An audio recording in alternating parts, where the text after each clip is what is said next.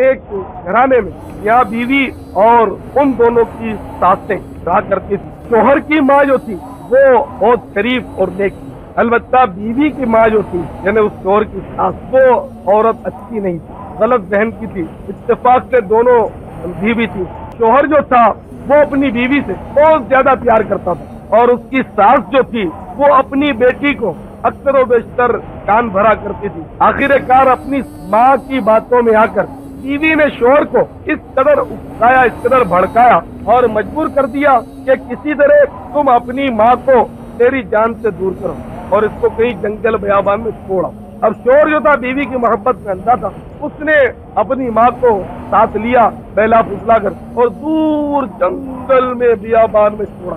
चारों तरफ से उसकी बूढ़ी माँ को दरिंदों ने घेर लिया और दरिंदे उड़ाने लगे, शोर करने लगे। इतने में एक फरिश्ता आया और उस बुढ़िया से पूछा, ये जो तुम आवाजें सुन रही हो ये कैसी है? तो बुढ़िया ने कहा कि कहीं से बकरी मम्मी आ रही है, कहीं से ऊँट बोल रहा है, कहीं से गाय बोल रही है। फरिश्ते ने दुआ दी कि इंशाअल्लाह ऐसा ही हो और उसके इर्द गिर्द बकरियां, गायें और ऊँटों से वादी भर गई। दूसरे दिन बेटे को माँ की मोहब्बत बताती है, याद आती है, तो उसके दिल में आ गया चलो देखे तो सही बेचारी का क्या हुआ। तो वो अपनी बीवी से छुप कर अपनी माँ की खबर लेने के लिए पहुंचा। जब वो उस जगह पहुंचा तो ध्यान दे गया, कल तक वहाँ उल्लू बोल रहा था और अगर थे तो हाड़ खाने वाले दरिंदे थे।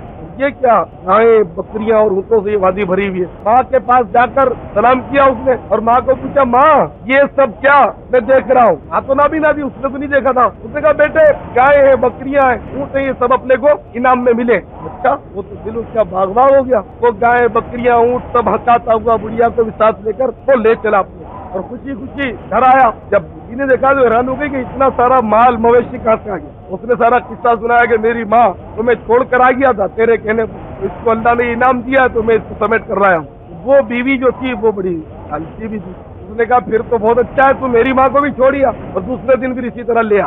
ठीक है, मैं छोड़ा था। तो अपनी अंधी सास को भी इसने साथ लिया, माँ को तो घर छोड़ा और जाकर उसी जगह पहुंचा आया और छोड़ के आ गया। फिर दरिंदों ने उसको घेर दिया और वो चिंगारने लगे, सहारने लगे, कुर्राने लगे और ये बेचारी सहमी पड़ी है। फरिश्ता आया और पूछा, माई क्या बात है, ये आवाजें कैसी है? तो नाबी ना थी, वो देख तो नहीं रही। वो उसने कहा कि शेर है, चीता है और अभी मुझे ये खा डालेंगे। फरिश्ते ने कहा इंशाअल्लाह ऐसा ही हो। फरिश्ता क्योंकि उसका किरदार अच्छा नहीं था और वाकई दरिंदों ने बिलाखिर उस पर हमला कर दिया और फाड़ कर उसको बराबर।